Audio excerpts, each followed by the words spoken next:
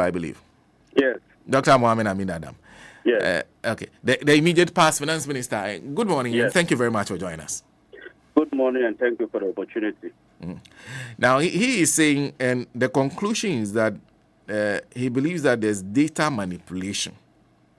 Because he says the figures that the IMF put out and what was put out in the budget are two different things. That the government actually put out these figures to embarrass them and justify the conclusion that the president reached, that the economy was criminally managed. How do you respond to that?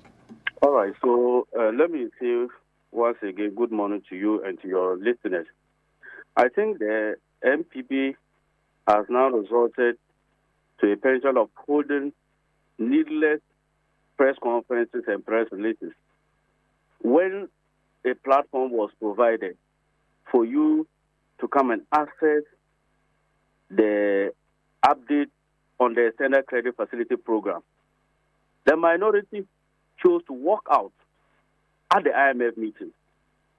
Last week, we had, in fact, 2 days ago, we had a meeting as a finance committee with the IMF.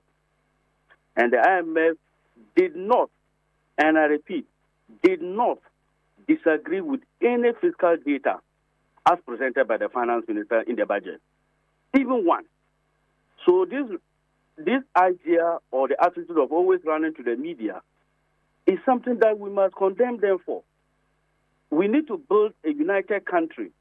In fact, I ask myself, what are we trying to achieve with the fact that who has performed better in an IMF program? The NPP government in the last 8 years is the only government that inherited an IMF program, and they are handing over an IMF economy to the next government again. You took us to the IMF when the economy was in distress. The IMF clearly told us at the Finance Committee that the reason why Ghana came to the IMF was because our debt was not sustainable and we couldn't pay anything. Now, leaving the MPP and dealing with the substance of the matter, the IMF has expressed before you go there. Now, they're talking about the IMF saying that the primary fiscal deficit was 3.9% of GDP. You said it was 3.9% of GDP. Is that accurate? Yes. Is that accurate? Yes, it's accurate. Okay, so this is what the IMF says, and I'm reading from even the IMF's homepage. It says, against this backdrop, the new authorities have taken bold measures to address policy slippages and ensure program objectives remain within reach. On the fiscal front, the government has launched an audit of the payables to firm up the size and nature of the slippages. Based on preliminary estimates of new payables, the primary balance posted a deficit of some 3.25% of GDP. So that's 3.25%. Yes. So are they not right when they say you painted a picture that is worse than it actually was? So that is my point. Is that one, on the missed targets, these are some of the challenges that IMF identified as a missed target. One is the primary balance. There was a difference on the treatment of the unrealized claims payments, which is the 49.3 billion Ghana cedi, if you remember. The IMF did an aging report, and they said that they should only factor in the total unrealized claim payments that is being validated. They didn't disagree with the 3.9%. They said if you add the whole 49.3 billion into the debt stock to determine your primary balance, you get 3.9%. But if you do only what has been validated so far for payment at the audited controlling accountant general, it will give you 3.25. So there's no disagreement anywhere. Okay. We were with them and they explained this. We explained this to them and they bought into it. And they rather said that as an IMF, they are dealing with validated claim payments. And that's what happened. Was the minority at this meeting where you explained this? They were there. Do you know why they left? When the meeting was about to run out, the ranking member on the committee raised an issue that they have heard rumors to the effect that some collapsed banking institutions will be giving back their licenses. Then Honorable Adongo, who was the chairman of the committee, said that this is not a platform for rumor mongering and providing a hostile environment to the IMF. And because of that, the ranking member said the chairman of the committee was becoming authoritarian. And because of that, they are not part of the meeting again. And the meeting ended inconclusively. And I don't know why they couldn't face the issue when the platform was created for them to air their issues. They rather chose to come to the media to be talking. And I don't think that's the way we should go about it. So coming to the second issue, the IMF corroborated what was stated in their budget, was the inflation of 23.8%. The IMF had a target of 18% at end year 2024. We did 23.8. Those are the missed challenges. We talk about structural weaknesses still persist in our Public Financial Management Act. If you look at the Auditor General in 2024, cumulatively in the last 6 years, we lost 19.9 billion Ghana cedis to corruption and misapplication of funds. The IMF was worried about that. Number three, the IMF also was worried about still economic vulnerabilities that the country could still be faced with in the midst of this global supply chain disruption as a result of Donald Trump's tariff adjustment program. They were still worried. The country was still not out of the woods yet. So these are some of the things we should be discussing as a country, and not who has done better under a program. That is not what the country wants. However, we cannot miss the fact that the IMF has also commended this government. Number one, the IMF was so happy with our fiscal consolidation effort. And they said we must continue to improve revenue mobilization and control expenditure, particularly in the cocoa and the energy sector, to reduce our fiscal deficit. Because if you look at cocoa board alone, you cannot be owing 32 billion Ghana cedis and you say you are doing well. If you look at the energy sector, ECG alone owes 68 billion Ghana cedis. The IPP are owed 1.73 billion Ghana cedis. And these are a concern for fiscal adjustment program. So they were happy also with our structural reforms that we are proposing to deal with wastage. One, the PPR amendment bill, where the IMF were very happy with the fact that before any contract is awarded, it must come with an authorized approval by the Minister of Finance and clearly stated in a budget line so that people do not recklessly award contracts before we assume government.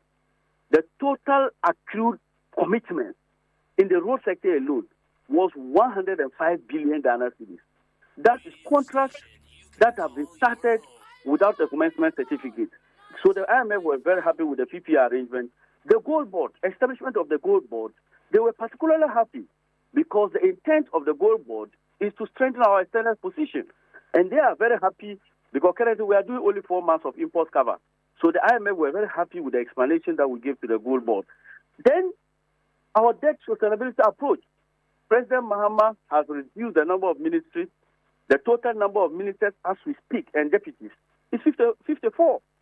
And they were happy that we must continue efforts to restructure external debt and manage liabilities to ensure long-term fiscal sustainability. These are some of the concerns that the IMF had and they want their government to deal with. Inclusive growth. They were also happy despite all the tax handles that we have reduced and removed. The government is still trying to do an inclusive growth to protect the vulnerable by introducing the Ejumawura program, the 1 million coders program, the free SHS continuum, the free SHS and the allowances, and the free tertiary for first year and people with disability, the big push program, and then the apprenticeship program. All these things are measures the IMF were very happy and they urged government to continue, considering the negative deterioration of performance in late 2024 as a result of the elections. So for me, it is not enough for us to be arguing about whether we have cooked data or we haven't cooked data. The answer we must confront ourselves with is how do we make sure this becomes the last IMF program the country should sign on to? How do we make sure that we maximize the welfare of the people? How do we make sure we reduce corruption? And these are some of the things that should bother us and not arguing on in the media as to what the IMF has said or not. In any case, whatever they said they had done, if you do creative accounting, many companies or giants have been liquidated as a result of misreporting. In fact, in the reporting standards across the globe, when you misreport data, you are liable to be sanctioned. If they said the IMF said we cook the data, why is the IMF said to release $370 million in financial support to Ghana? Why are they doing that? So for me, it is neither here nor there. They are just playing to the gallery. And it was the same thing they did in the issue of the gold board. At the finance committee, it was unanimously agreed that the bill should go through in the formation of the gold board. But when it came to the plenary, they walked out. So as for their walking out or listening to a press conference, it's just to energize their base. And it is far from the truth.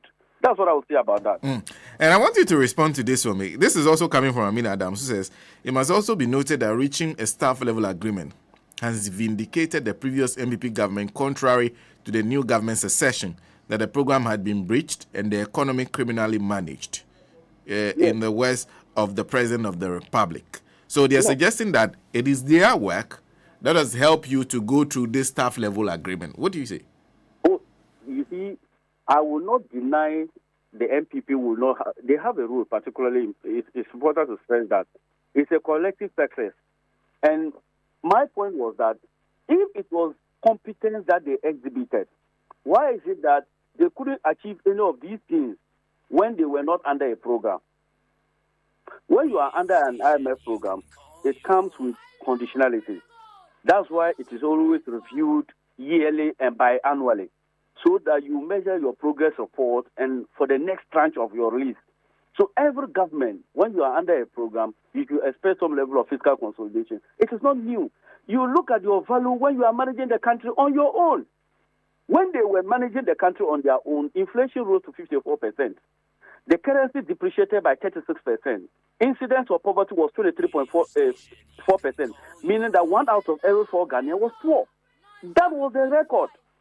And they signed on onto the IMF program when we went there in a wheelchair. Now, the recovery program is coming as a result of the IMF insistence on fiscal consolidation. And they now say that, it means that the economy was not criminally managed. The IMF agreed with the position of the NDC government, saying that we need some critical real sector performance indicators in terms of inflation, in terms of primary balance, and also there still exist structural weaknesses in the public financial management where we have a lot of corruption going on. The IMF is also still worried about our external performance. Look, they built 4 months of import cover. And you know what happened? It was because they suspended external sector payments in 2022, 2023, and 2024. So most of these indicators was not as a result of their performance. In any case, there was a growth rate, real sector development, growth rate of 5.7%. The IMF agreed with the Ministry of Finance, saying that this was largely due to communications and mining. Are you saying that Ghana has a 100% retention regime in the mining area?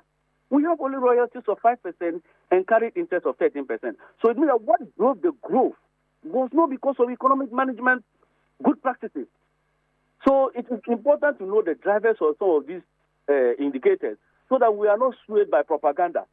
I know for a fact the IMF is comfortable with the government proposed activities and strategies as contained in 2025. They have not questioned one.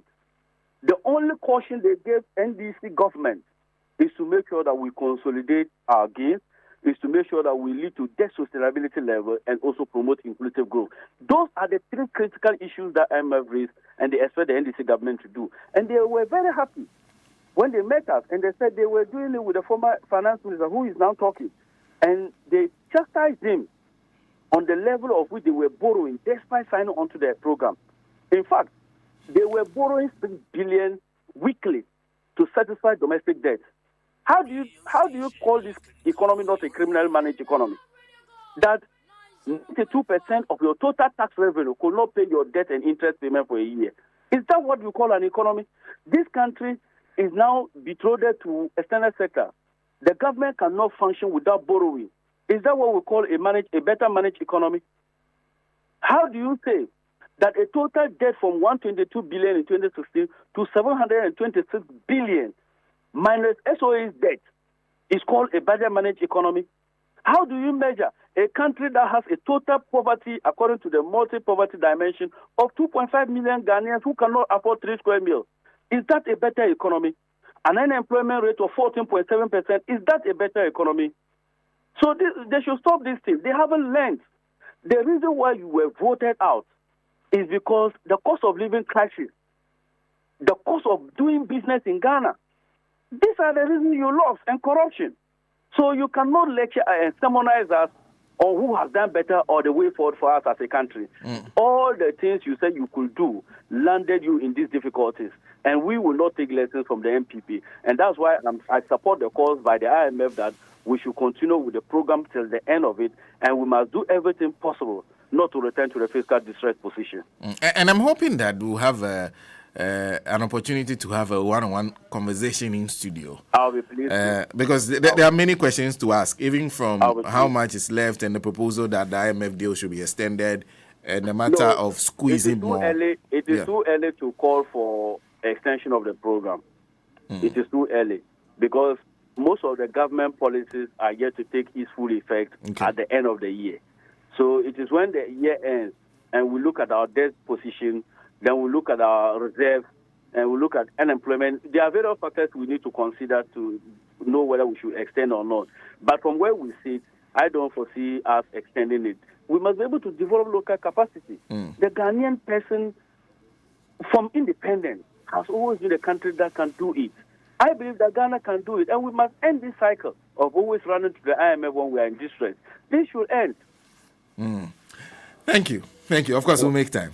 Honorable Atta Issa is member of Finance Committee of Parliament. His emergence has been exciting because you see a lot of shift from those who typically will stand in for the NDC and speak on finance. And it's proven so far to be very knowledgeable in the field. And when you listen to him, you learn quite a lot with the way he communicates and everything. We'll make time and have a conversation with him.